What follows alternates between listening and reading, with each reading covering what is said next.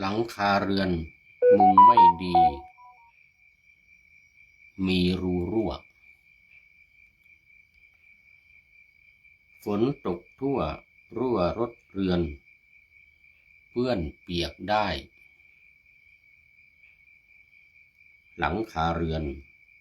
มุงดีทั่วไม่รั่วไปฝนหาใหญ่ตกทุกหยดไม่รดเรือน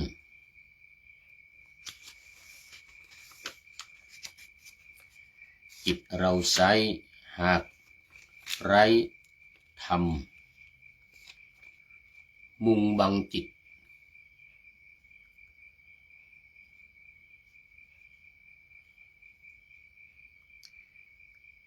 บ่วงกิเลส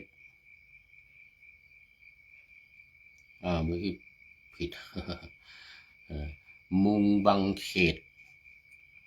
บ่วงกิเลสรั่วลดได้ให้แปดเปื้อนหากมีธรรมมุงจิตบ้าง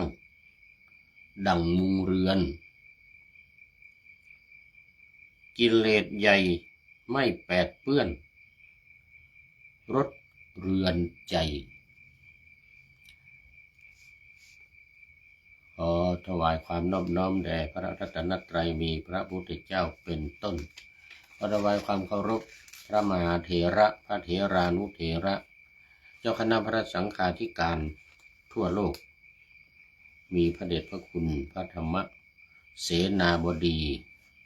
เจ้าคณะภาค7วัดพระธาตุดอยสุเทพจังหวัดเชียงใหม่และพระเดชพระคุณหลวงพ่อสุทธิสงึมรำจากจังหวัดบุรีรัมย์เป็นต้นและขออำนวยพรแด่ท่านผู้ฟังท่านผู้ชมสาธุชนพุทธบริษัททั้งหลายวันนี้รายการ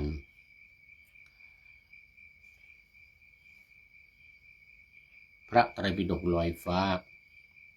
ก็ลอยมาจากวัดพระธาตุดอยสุเทพอำเภอเมืองจังหวัดเชียงใหม่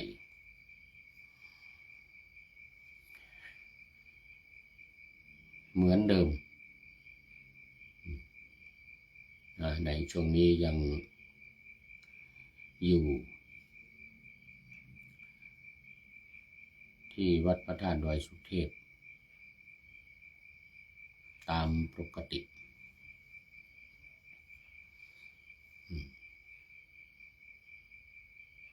วันนี้รายการก็บันทึกเสียงล่วงหน้ามา1 วัน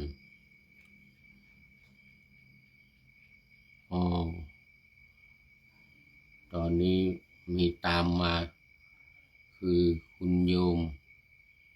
พิสมัยศรีเทพธรรมรงค์จากลำปางตามพระเดชพระคุณหลวงพ่อสุทธิสงึมลำมาโอ้สาธุสาธุนมัสเตเพราะว่าหลวงพ่อสุทธิสงึมลำวันนี้เป็นต้น เหมือนกับพระเดชพระคุณหลวงพ่อพระธรรมเสนาบดีเพราะว่าหลวงพ่อเข้ามาแต่หัวรุ่ง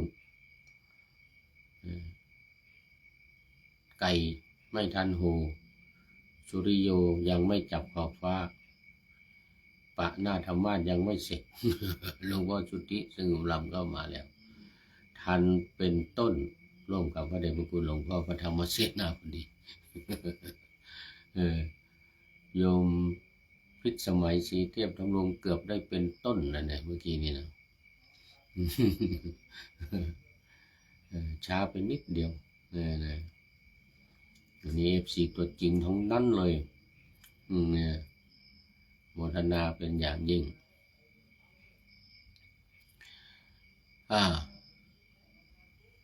พออาจารย์ประเสริฐพีระวงศ์เข้ามาทางเฟซเหมือนกันแต่ไม่ได้คอมเมนต์เข้ามามีรูปภาพมาแล้ว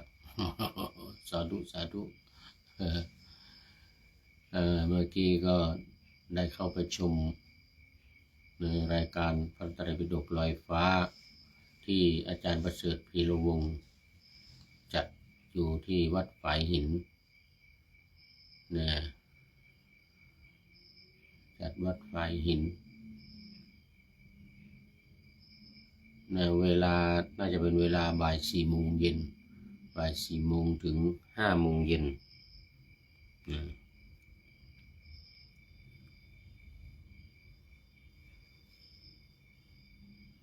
เป็นพระอภิธรรมแต่อาจารย์เอามีพระสูตรมาด้วยแล้วก็มีอภิธรรมซึ่งเป็นเรื่องที่ยากมากอาจารย์ประเสริฐพีระวงศ์ก็เป็นอภิธรรมบัณฑิตจบอภิธรรมบัณฑิตจึงบรรยายได้รายการพระไตรปิฎกลอยฟ้าของเรานี้ก็ผู้พูดนี่ก็นำเอาแต่วินัยปิฎกแล้วก็สุตตันตปิฎกส่วนอภิธรรมปิฎกไม่ได้ไปไม่รอด มาอธิบายเหมือนอาจารย์พีระวงศ์เนี่ยนะจิตเป็นดวงเป็นดวงเป็นดวงเนี่ยนะชวนัตจิตบ้างอะไรบ้างเนี่ยนะ โอ้ไม่ไหวไม่ได้เรียนต้องขอบคุณอาจารย์ประเสริฐพีระวงศ์เป็นอย่างยิ่งที่ช่วยอนุเคราะห์บรรยายอภิธรรมปิฎกให้ทั้ง12 เล่มเนี่ยเล่ม34 ถึง 45โอ้จิตเป็นดวงเป็นดวงเป็นดวงเรียงเป็นแถว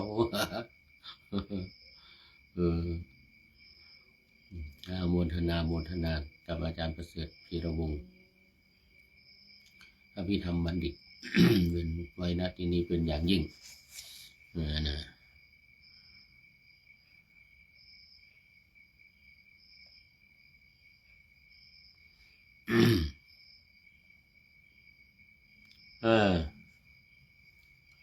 วันนี้ก็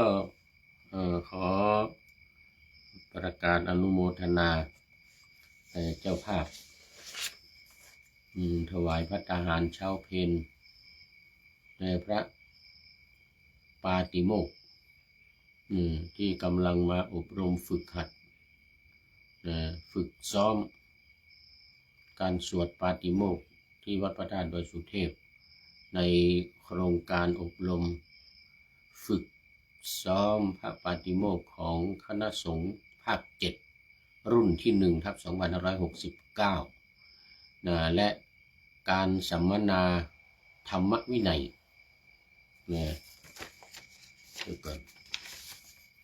อบรมสัมมนาพระธรรมวินัยด้วยนะ2 อย่างคือซ้อมสวดปาติโมกข์ด้วยแล้วก็สัมมนากันเรื่องธรรมวินัยด้วย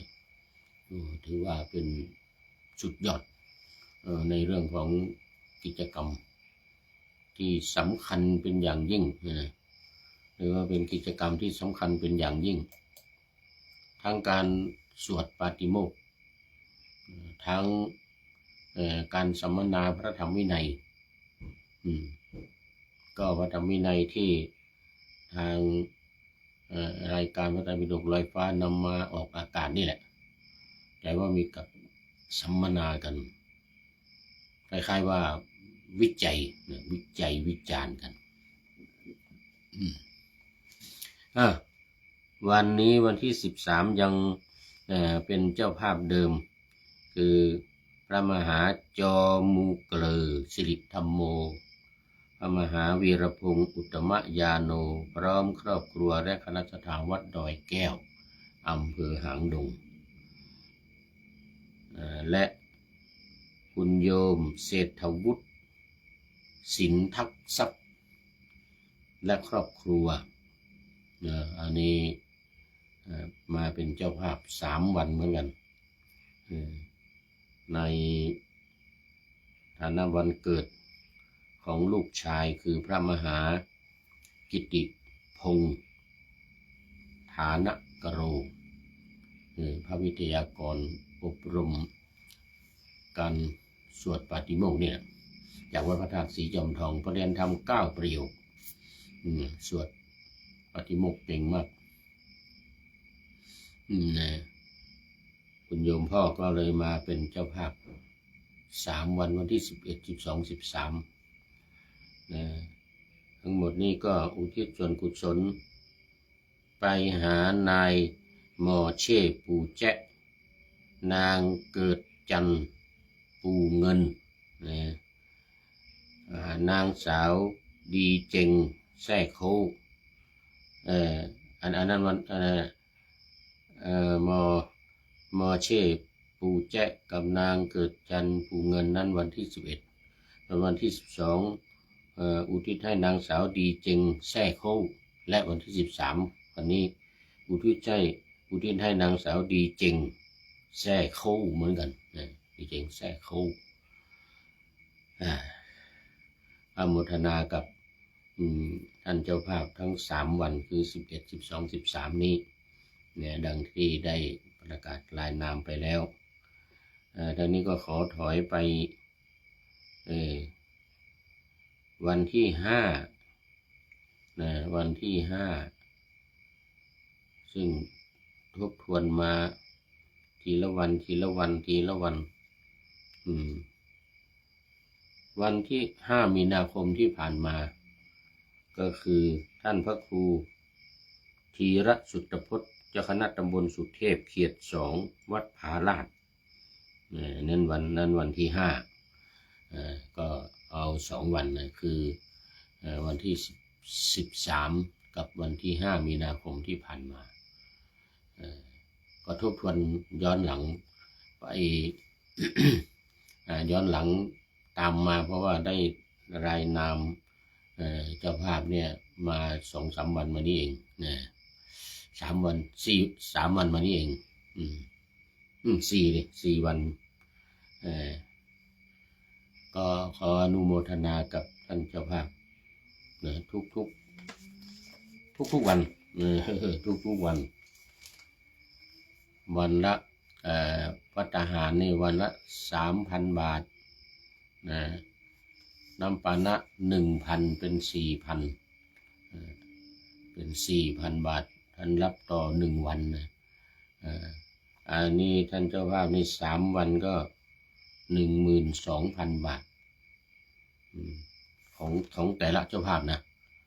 ของแต่ละเจ้าภาพแต่ละคน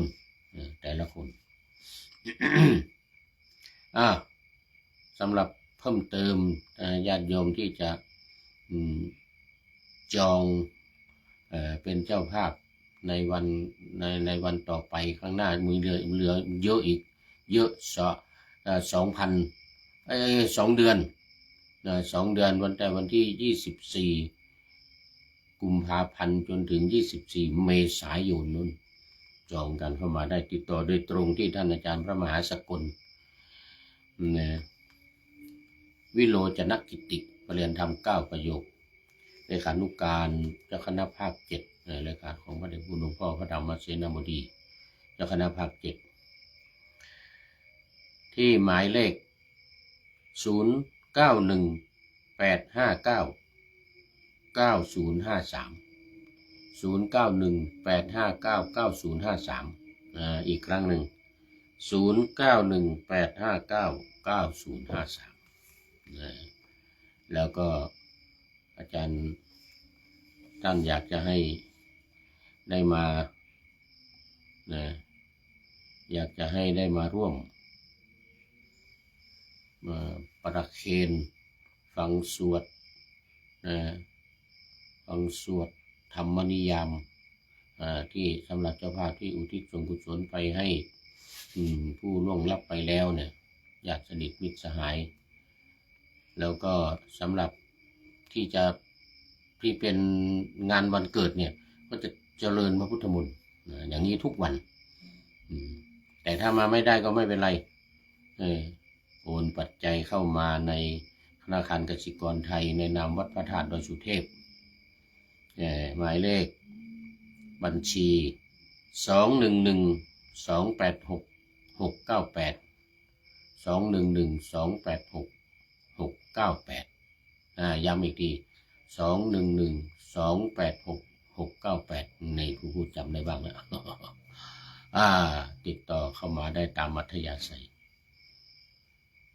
ตอนนี้ขอต้อนรับหลวงพ่อโตสรพงษ์สานุวิทย์วัดฝายหินสาธุนานแล้วนี่หลวงพ่อไม่เข้ามาเนี่ยขอบคุณในโมทนาเป็นอย่างยิ่งอยู่วัดฝายหินเวลาไปพักวัดฝายหินก็ได้รับการบริการจากหลวงพ่อโตหลวงพ่อสรพงษ์สานุวิทย์นี่เป็นอย่างดีโมทนาเป็นอย่างยิ่งขอบคุณมากเอาละตอนนี้ก็เข้ามาสู่เนื้อหาสาระของธรรมะในรายการเดี๋ยวจะว่าวิหารลายตุลุง ตุลุงโต ได้ธรรมะน้อยเดียวเหมือนกันนะมัวแต่พูดคุยอะไรก็ไม่รู้ว่าแค่นั้นวันนี้ยังอยู่ใน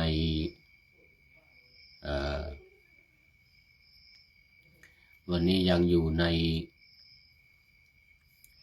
หมวดที่14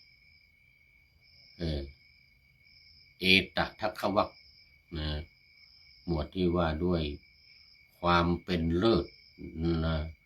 ในแต่ละอย่างความเป็นเลิศนั้นๆเลยนะเอตทัคคะนี่แปลว่าความเป็นเลิศในทางนั้น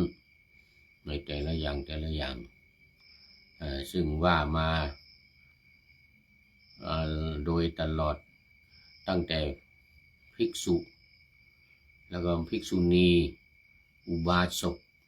อุบาสิกาตอนนี้มาถึงอุบาสิกาตอนนี้มาถึงอุบาสิกา ฝ่ายอุบาสิกาว่าไปแล้ว2 คน 3แต่ว่ามันยังไม่จบอีกคนหนึ่งยังไม่จบอีกคนหนึ่งก็คือ1สุชาดาแล้วก็2วิสาขาคนสำคัญทั้งนั้นเลยสำคัญทั้งนั้นเลยแล้วก็3ที่ว่าค้างอยู่ก็ขุดชุตตรา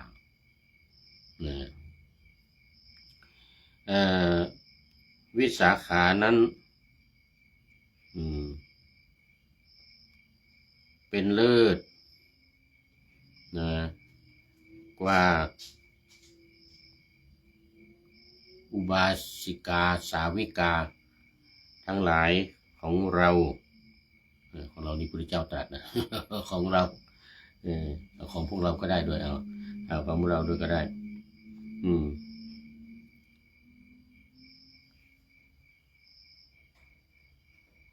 ด้านเดี๋ยวก่อนครับสุชาดาเอาถึงสรณะก่อนด้านถึงสรณะก่อนเป็นคนแรกบรรดาอุบาสิกาทั้งหลายนะอุบาสกอุบาสิกาทั้งหลายถึงก่อนเพื่อนเลยที่เมืองพาราณสีนู่นหลังจากที่พระพุทธเจ้าเสด็จไปโปรดปัญจวัคคีย์ปัญจวัคคีย์เรียบร้อยแล้วก็โปรดพยัสสะซึ่งเป็นลูกของสุชาดาสุชาดาก็เป็นคนแรกเลยแม่ของพยัสสะ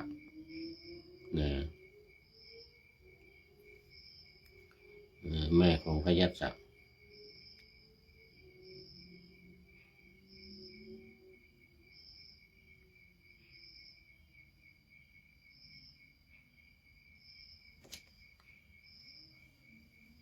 2วิสาขาเลิศทางด้านการถวายทานด้านเป็นผู้ที่ยินดีในการถวายทานนะอันนี้ฝ่ายอุบาสิกาฝ่ายอุบาสกก็คืออนาถบิณฑิกะเศรษฐีหรือสุทัตตะ อนาถบิณฑิกาเศรษฐีถ้าเป็นฝ่ายอุบาสกฝ่ายอุบาสิกานี่ก็ได้แก่นางวิสาขาเนี่ยนางวิสาขา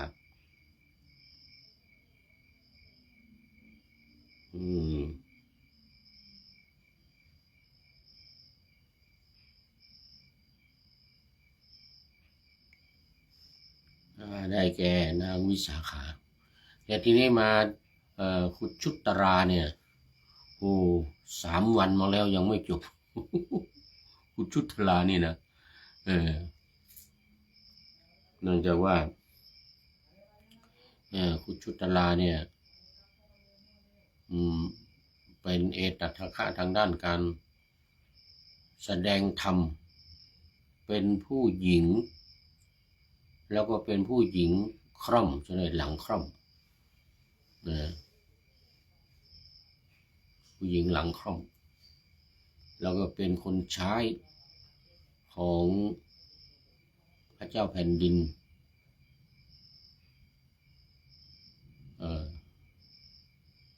เดี๋ยวเป็นคนใช้ของเศรษฐีพระเจ้าแผ่นดินด้วยตอนแรกเป็นคนใช้ของโคสกะเศรษฐีเสร็จแล้วก็ตามนางสามาวดีเข้าไปเป็นคนรับใช้ของพระราชาพระเจ้าอุเทนเป็นราชาของพระเจ้าอุเทนก็เลยเป็นที่สงสัยกันของภิกษุทั้งหลายว่าผู้หญิงทำไมเป็นเอตทัคคะได้แล้วก็ด้านการแสดงธรรมทำไมจึงแสดงธรรมเก่งอะไรทำนองนี้นะทำไมแสดงธรรมเก่งเป็นผู้หญิงด้วยแล้วก็เป็นคนใช้ด้วยเป็นผู้หญิงเป็นคนใช้ด้วยโอ้ไม่น่าเป็นไปได้เหมือนกันนะเป็นที่สงสัยของภิกษุทั้งหลายก็กราบทูลถามพระพุทธองค์นี่พุทธองค์ก็โชว์ลีลาเลยทีเนี้ยว่าประวัติมายาวเลยทีเดียวกว่าจะมาเป็น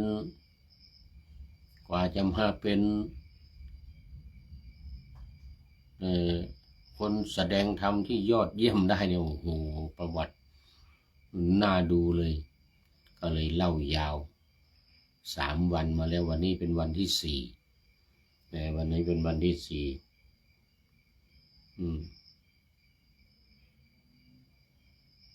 เนี่ย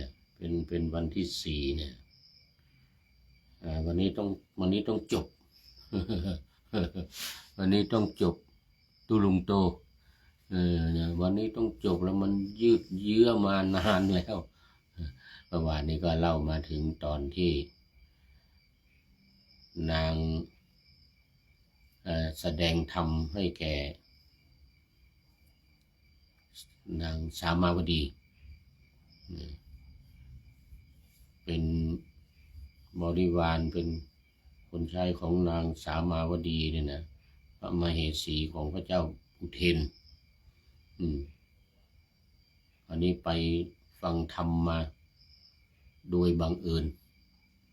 มันก็คงไม่บังเอิญนะมีปัจจัยมีปัจจัยที่ทำให้ได้ฟังธรรมบ้านของนายมาลาการพระองค์ทรงทราบแล้วตั้งแต่ตี 4แล้วเข้ามาในยานแล้วมาในข่ายนะข่ายคือยานของพุทธองค์นะ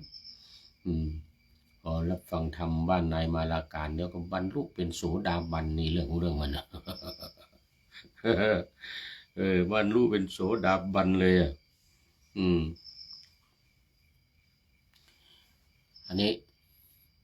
ก็ซื้อดอกไม้ไปให้พระนางสามาวดีเยอะกว่าทุกวันสิทุ ทุกวันซื้อไป4 กหาปณะวันนี้8 กหาปณะได้ไปเท่าตัวนายมาลาการดีใจเลยให้เพิ่มไปอีกจำนวนมาก เป็นกอง เอาไปเกือบไม่ได้ โอ้โหมากกว่าเก่านางสามาวดีก็เลยถามทำไมเป็นอย่างนี้ทำไมมากอันนี้ก็เล่าให้ฟังโอ้วันนี้ได้เป็นโสดาบันแล้วไม่โกงแล้วว่างั้นนะก่อนหน้านั้นเป็นยักษ์มาตลอดนะวิสาขาก็ตกใจฮะนี่เป็นยักษ์เหรอมันจะสามาวดีนางบอกว่าหนูเป็นยักษ์มาหรอโอ้ตกใจเป็นยักษ์มาเกิดเนี่ยปลอมตัวเป็นยักษ์มาเกิดแล้วเป็นปลอมตัวได้ไงไม่ได้ปลอมเหมือนกันตัวจริงนะยักษ์ตัวจริงยักยอกยักยอก ยักยอกเงินไป4 กหาปณะกหาปณะนี่เท่ากับ1 บาทถึง5 บาทนะเงินไทยเรานี่นะ5 บาทนะโอ้วันหนึ่งได้เท่าไหร่5 4 20วันหนึ่งได้20 บาท20 บาทเข้ากระเป๋ายักยอกเข้ากระเป๋านะนางสามาวดีก็แทนที่จะทำโทษอะไรก็ไม่โอ้กับดีใจที่ได้ฟังธรรมแล้วก็ได้เป็นโสดาบันนั้นเราก็อยากเป็นโสดาบันบ้างว่าเอาแสดงให้หน่อยว่ากันนะ แสดงให้หน่อยแล้วก็แสดงให้วิสาขากับบริวาร500ฟังสิ499นะบรรลุเป็นโสดาบันกันหมดเลยนี่เสร็จแล้วนางสามาวดีก็แต่งตั้งให้เป็นทูตธรรมทูต แต่งตั้งให้เป็นธรรมทูตเลยคือให้ไปฟังธรรมทุกวันเปลี่ยนตำแหน่งจากคนไปซื้อดอกไม้มาเป็นอาจารย์สอนสามาวดีกับบริวารทั้ง500นะรวม500นะรวมสามาวดีด้วยนะ501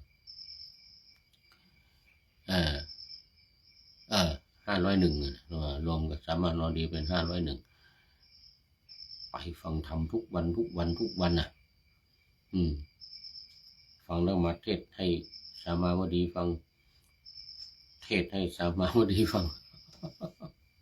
ภิกษุทั้งหลายก็จึงแปลกใจหลังจากที่ได้รับการแต่งตั้งยกย่องให้เป็น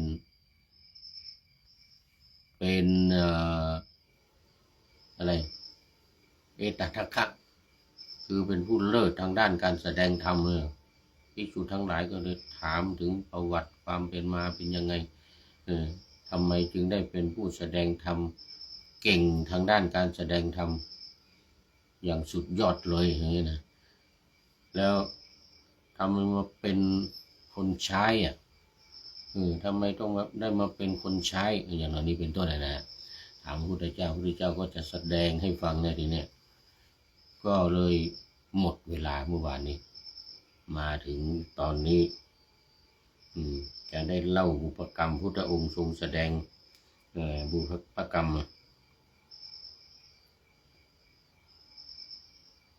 ก็ทำไมมึงผู้เชี่ยวชาญในพระไตรปิฎกบุพกรรมของนางกุชุตราแล้วก็ทำไมหลังค่อมแล้วทำไมมาเป็นคนใช้ทำไมเป็นคนหลังค่อม สมัยหนึ่งภิกษุทั้งหลายกราบทูลถามพระบรมศาสดาว่าข้าแต่พระองค์ผู้เจริญเพราะก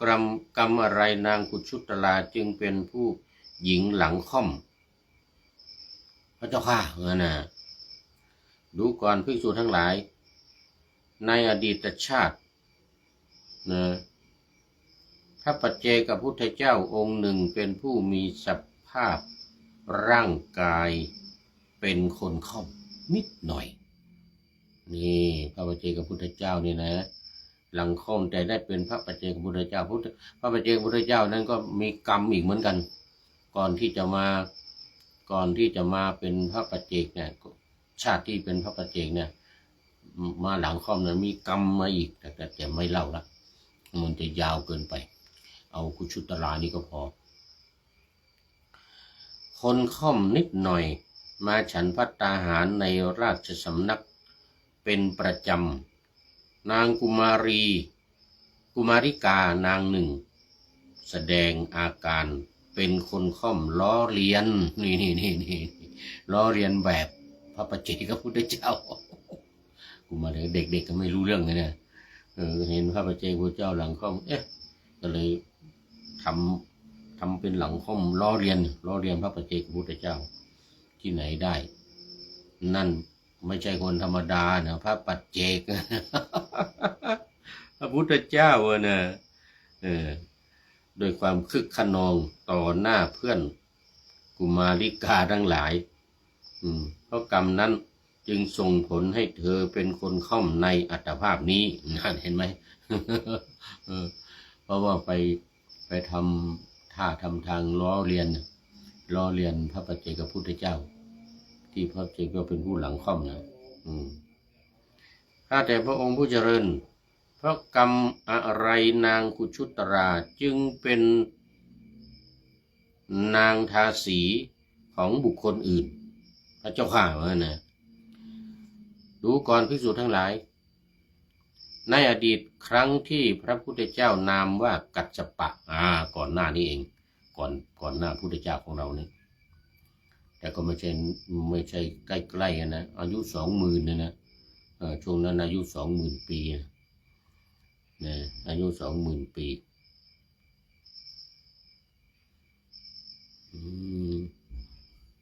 เดี๋ยวก่อนหายไปไหนแล้วนี่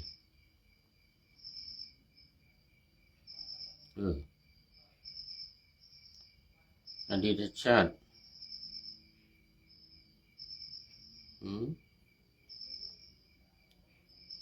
ครั้งนั้นนะนางได้เกิดในตระกูล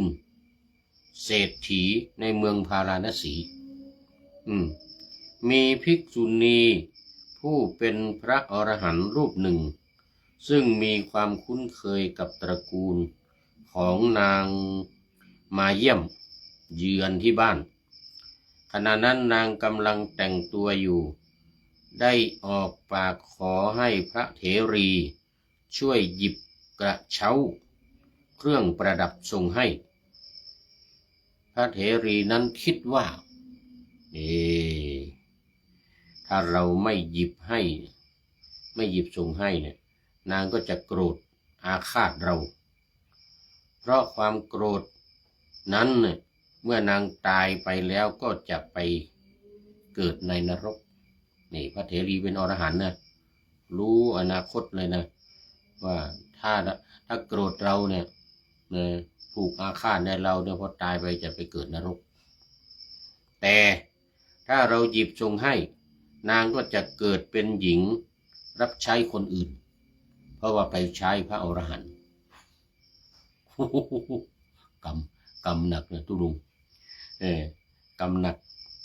ก็จะไปใช้ของคนอื่นเพราะกรรมนั้น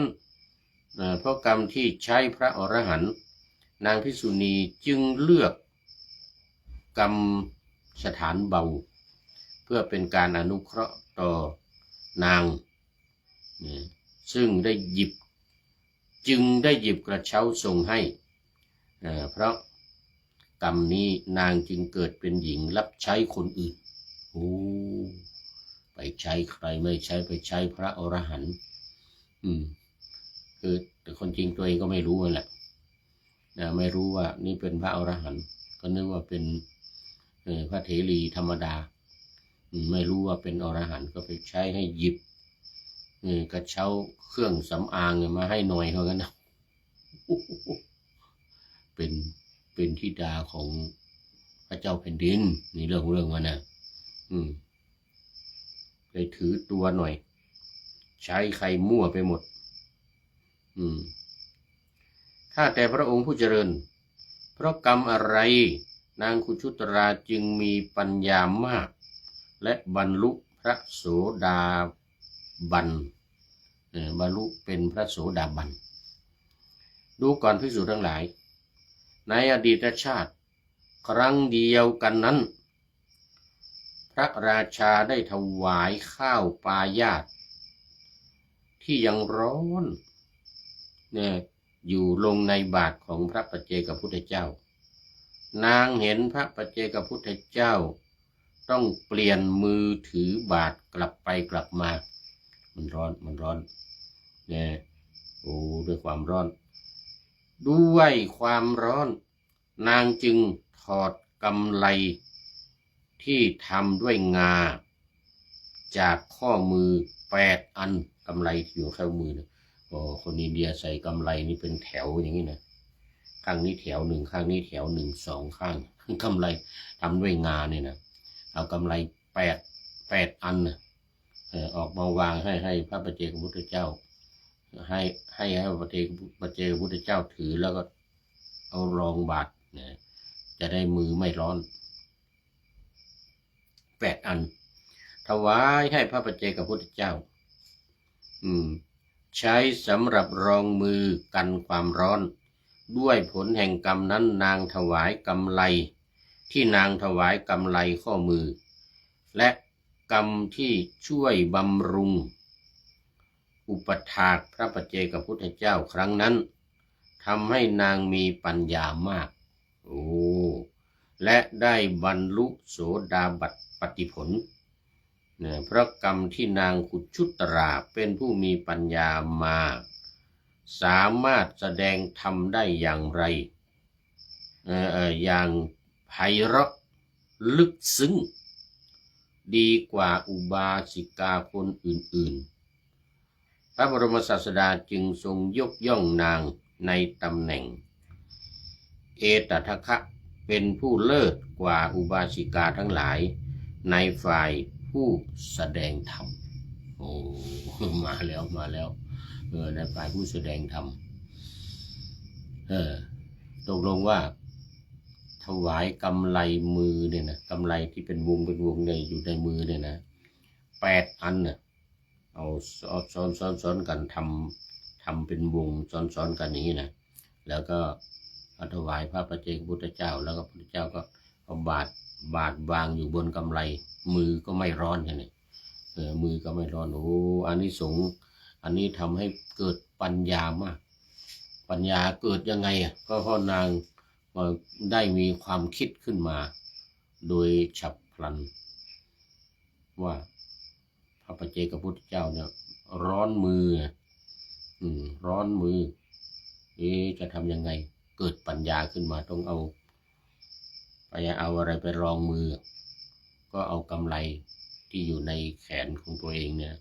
ออกไป8 อันทำด้วยงาเนี่ย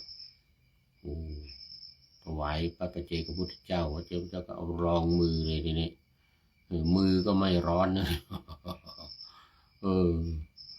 ด้วยความคิดด้วยปัญญาอันคิดขึ้นมาได้ฉับพลันว่องไวอย่างนี้นะจึงทำให้เป็นผู้ที่มีปัญญาฟังธรรมได้แตกฉานเอามาพูดได้อย่างไพเราะเพราะพริ้งพระพุทธเจ้าแสดงยังไงก็เอามาพูดอย่างนั้นให้นางสามาวดีพร้อมกับบริวารทั้งหมดได้รับฟังกันอย่างช่ำชองจึงเป็นผู้ที่แตกฉานในพระไตรปิฎกเป็นอย่างยิ่งแล้วก็แสดงธรรมให้แก่คนอื่นฟังเนี่ยไม่ใช่ว่าของง่ายๆนะเรื่องของการแสดงธรรมเนี่ยพระพุทธองค์ก็ได้ตรัสอีกว่าเรื่องการแสดงธรรมเนี่ยไม่ใช่ว่าจะแสดงได้ง่ายๆแล้วงั้นนะนี่การที่จะแสดงธรรมให้คนอื่นฟังเนี่ยนะ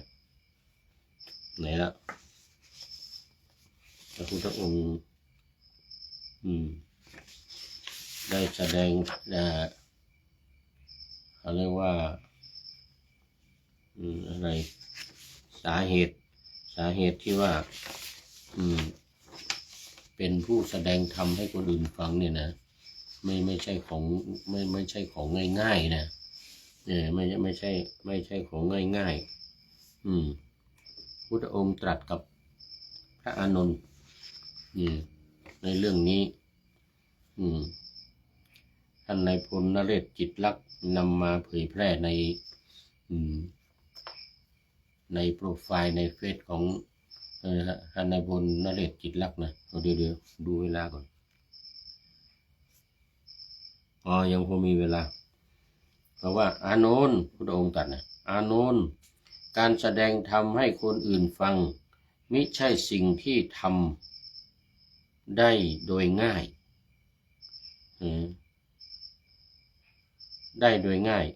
พึงตั้งธรรม5 อย่างไว้ในใจ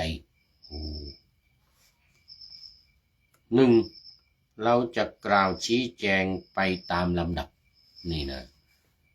2. เราจะกล่าวชี้แจงบอกเหตุผลให้เขาเข้าใจ 3. เราจะแสดงด้วยอาศัยเมตตานี่ 4. เราจะไม่แสดงด้วยเห็นแก่อามิตรนะและ 5. เราจะแสดงไปโดยไม่กระทบตนและผู้อื่นนี่ต้องมีธรรม4 อย่างนี้จึงจะมีความสามารถในการจะเทศหรือบรรยายให้คนอื่นฟังไม่ใช่ว่าเทศเพื่อต้องการที่จะได้กันเทศอามิตรทั้งหลายอามิตรสินจ้างทั้งหลายนะอย่างนี้นะแล้วก็ต้องเทศไปตามลำดับแสดงไปตามลำดับไม่ข้ามหัวข้ามหางไม่ตรงนี้หน่อยตรงนั้นหน่อยอะไรอย่างนี้นะต้องแสดงไปตามลำดับแล้วก็ที่สำคัญคือนำเหตุนำผลมาแสดงมาชี้แจงให้คนเข้าใจแต่ว่ามีอุปมาอุปไมยนี่นะมีอุปมาอุปไมยด้วยเราจะแสดงด้วยอาศัยเมตตานี่ต้องมีเมตตาต่อคนฟังคนที่จะฟังเราเทศนี่นะเราต้องเป็นผู้ที่มีเมตตาเราจะไม่แสดงด้วยเห็นแก่อามิตรสินจ้างนะและสุดท้ายเนี่ยเราจะแสดงโดยไม่กระทบตนและผู้อื่นนี่สำคัญมากทำยังไงไปแสดงโดยที่ว่าไม่ให้กระทบตนไม่ให้กระทบคนอื่นนะเป็นเรื่องที่ยากมากพระองค์ตรัสกับพระอานนท์เอาแล้ววันนี้ก็ได้เล่าประวัติของคนที่จะได้เป็นเลิศหรือเอตทัคคะทางด้านการแสดงธรรมไม่ว่าจะนางคุชุตราหรือใครที่เป็นที่ฝ่ายภิกษุพระปุณณมันตานีบุตรนี่แหละเลิศทางด้านการแสดงธรรมนี่นะก็ต้องมีการเรียนรู้พระไตรปิฎกเพราะว่าเวลาจะแสดงธรรมจะให้คนอื่นเข้าใจเนี่ยไม่ใช่ของง่ายๆใช่ไหมต้องมีหลักธรรม5 อย่างนี้อยู่ในใจเอาเป็นบรรทัดฐานเป็นพื้นฐานในการที่จะเป็นผู้แสดงธรรมให้คนอื่นได้ฟังอย่างเข้าใจ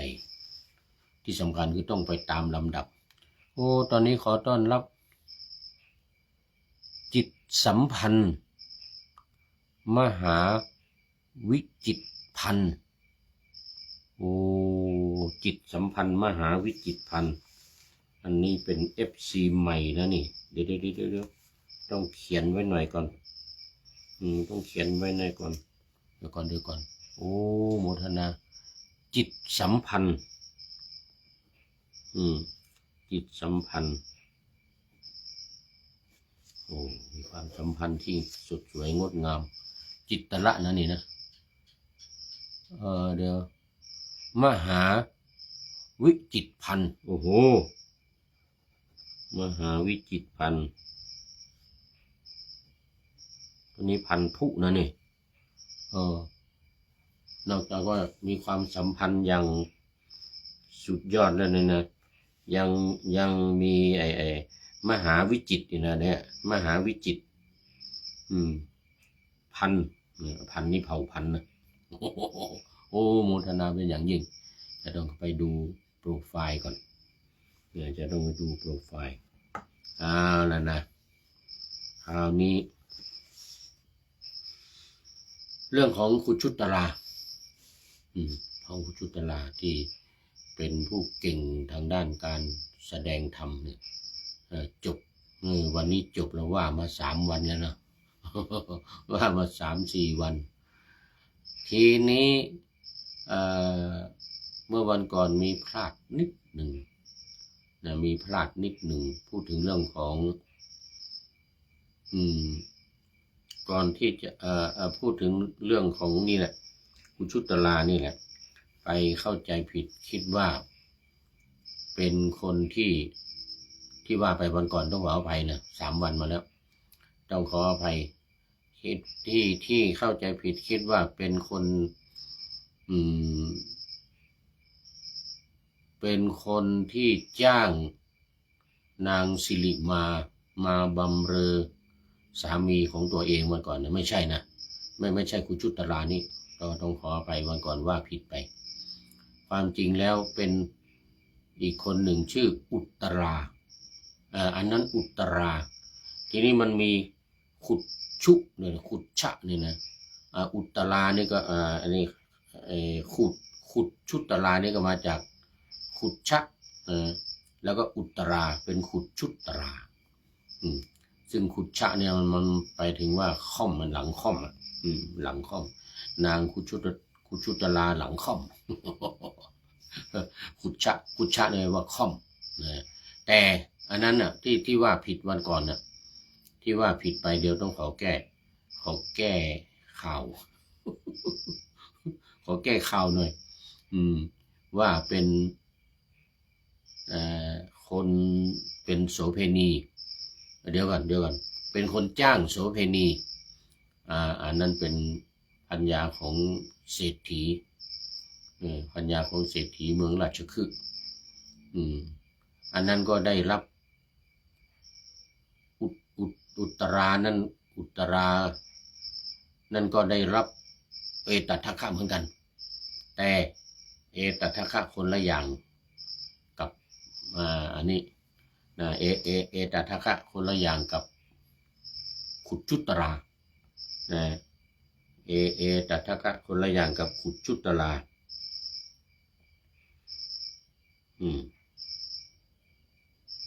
เดี๋ยวก่อนอุตราอันนี้อุตรา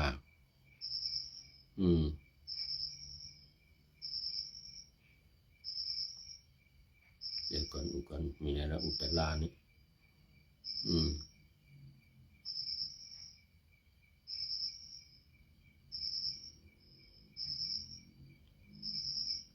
นี่นะอุตราอุบาสิกา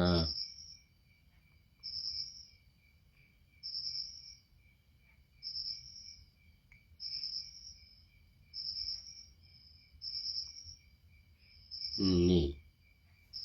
อุตราอุบาสิกานี่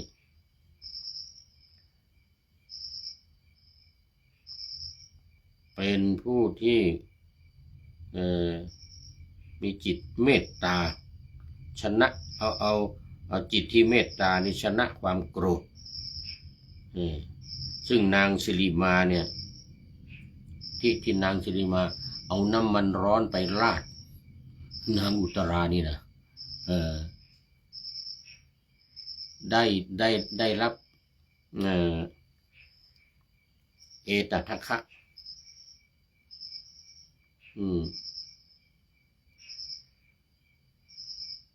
ได้รับเอตัทคะ ทางด้านเมตตา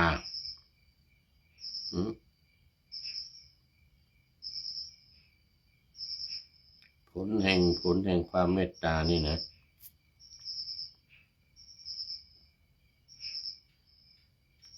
ความเมตตา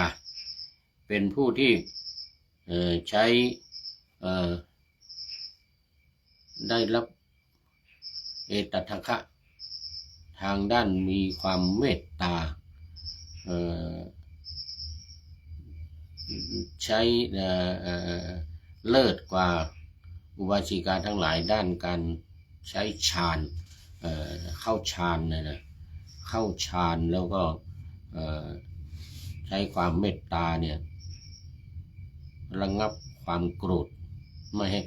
เมื่อมีความโกรธเกิดขึ้นใช้ดับด้วยเมตตาเลยเป็นผู้ที่ได้รับการยกย่องจากพระพุทธเจ้าเป็นผู้เลิศทางการเข้าฌาน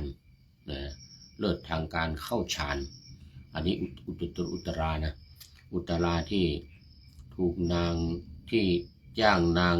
สิริมาบำเรอสามีของตัวเองแล้วตัวเองเนี่ยใช้เวลานั้น3 เดือนเนี่ยทำบุญนิมนต์พระพุทธเจ้ามาภิกษุสงฆ์ทั้งหลายมา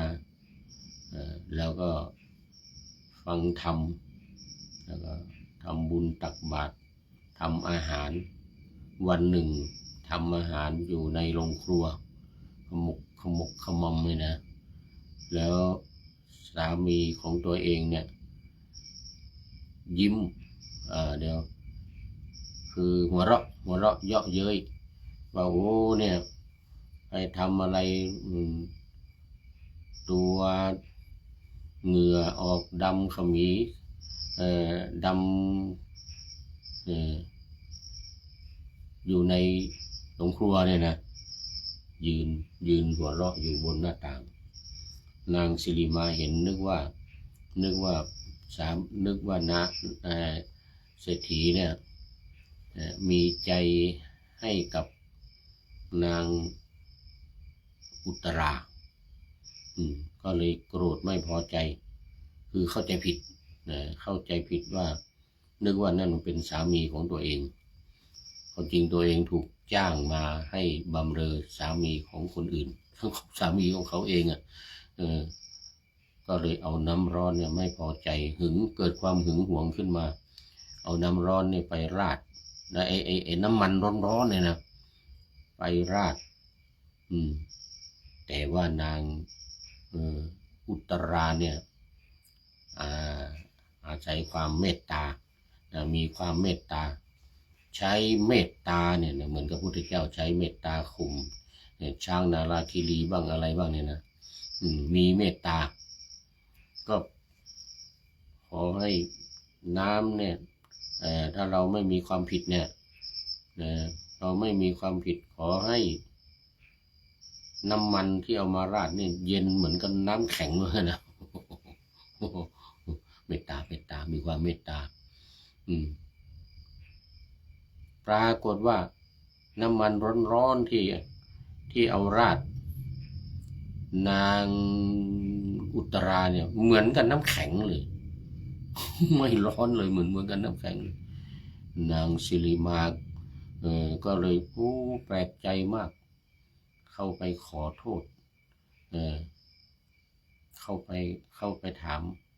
ว่าทำไมจึงน้ำมันจึงเย็นเลยนะก็อุตราก็เล่าให้ฟังว่าเราอธิษฐานจิตเราไม่มีความผิดขอให้น้ำนี่เย็นเลยนะเราไม่ได้โกรธที่เอาน้ำมันร้อนมาราดเนี่ยใจเรามีความเมตตาไม่โกรธแล้วก็ถ้าว่าเราไม่มีความผิดขอให้น้ำนี้ไม่ร้อนขอให้เย็นเหมือนน้ำแข็งเลยนะสิริมาเห็นทราบแล้วก็มีความ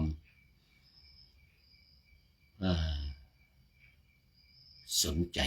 ถามว่าทำไมจึงทำได้เป็นอย่างนั้นแล้วก็ขอโทษที่ตัวเองเนี่ย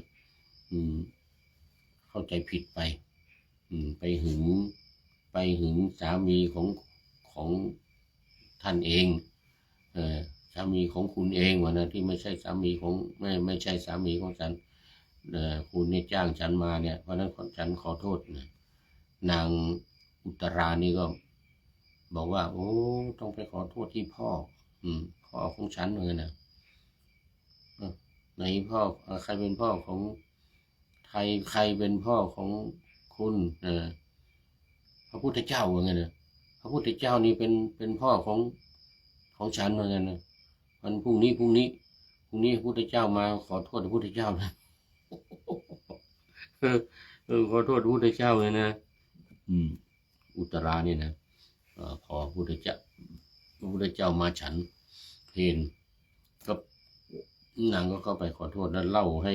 พระพุทธเจ้าฟังเนี่ยทำเป็นอย่างนี้อย่างนี้พระพุทธเจ้าก็แสดงธรรม แสดงธรรมให้ฟังนางสิริมานก็ได้บรรลุธรรมเป็นโสดาบันอีกเหมือนกัน หญิงโสเพณีเนี่ยนะ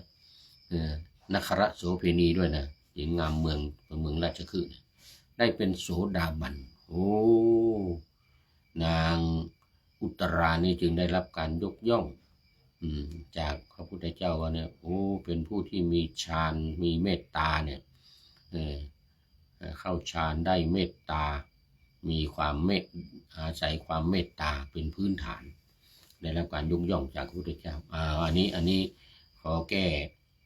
ก้ข่าววันก่อนพูดผิดไปไม่ใช่กุชุตรานี่คืออย่างที่เล่ามาส่วนคนที่ถูกน้ำมันร้อนราดเนี่ยก็คืออุตราแต่ได้รับการยกย่องเป็นเอตทัคคะเหมือนกันมันใกล้กันระหว่างอุตรากับกุชุตรา ขอเอาไว้เป็นอย่างยิ่งตอนนี้พระเดชพระคุณหลวงพ่อสุทธิสงึมลำเข้ามาสาธุครับหลวงพ่อขอบคุณมากมาสุดท้ายหมดเวลาดี แล้วก็ตามมาด้วยอีกท่านหนึ่งอาจารย์สมภารรัมมนานี่สองท่านพระเดชพระคุณหลวงพ่อสุทธิสงึมลำแล้วก็สมภารรัมมนาหลวงพ่อจากบุรีรัมย์แล้วก็อาจารย์สมภารรัมมนายังไม่ได้ดูโปรไฟล์ ดูนานดูครั้งหนึ่งทีแล้วนะแต่ว่ามันลืมไปแล้วเป็นท่านสุดท้ายเข้าสู่เส้นชัยของรายการวันนี้ขอบคุณมากนะครับขอบคุณมากมีข้อคิดท้ายรายการนิดหน่อยวันนี้เดี๋ยวไหนละนี่ บอกว่าอันนี้ได้จากผู้ใดหนอแลนี่สถานีธรรม อันนี้ธรรมบอกว่า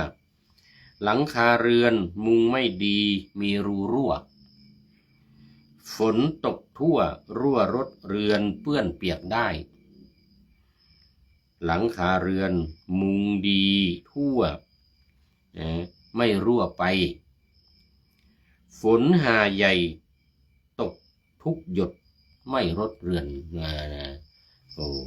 ก็เหมือนกับคนมีเมตตาเนี่ยนะคนมีเมตตาอย่างเหมือนกับนางอุตราเนี่ยนะน้ำมันร้อนน้ำมันร้อนมารดไม่ร้อนเลยเย็นเหมือนน้ำแข็งแล้วขอบคุณสถานีธรรมไว้ณที่นี้เป็นอย่างยิ่งขอนำพระไตรปิฎกลอยฟ้าไปจากผู้ฟังทั้งหลายในโลกล่าวันต่อไปจะได้จรย้อนกลับมาสู่สถานีใหม่ให้ท่านฟังอย่าลืมเปิดวิทยุหรือเครื่องรับโทรศัพท์โมบายคอมพิวเตอร์ผัง YouTube เฟซเพจไลน์ให้ดังเพื่อชมฟังรายการวันต่อไปขอทุกท่านได้ความสุขมีความสุขทุกคืนวันนำธรรมะประกอบการงานทั้งหลายเช่นขยันทำงานทางวาจากายใจขวัญขวายกิจการงานนาบำเพ็ญสาธารณประโยชน์เว้นสิ่งที่มีโทษโหดเยี่ยงสาประกอบแต่กรรมดีมีราคา แสวงหาเงินทองครองใจคน เสียสละพละทรัพย์นับมากน้อยไม่ให้ล้านก็ให้ร้อยไม่ด้อยผลเอื้อคนรวยช่วยคนยากฝากคนจนให้ทุกคนเท่ากันมาตรฐานเดียวขอเจริญพร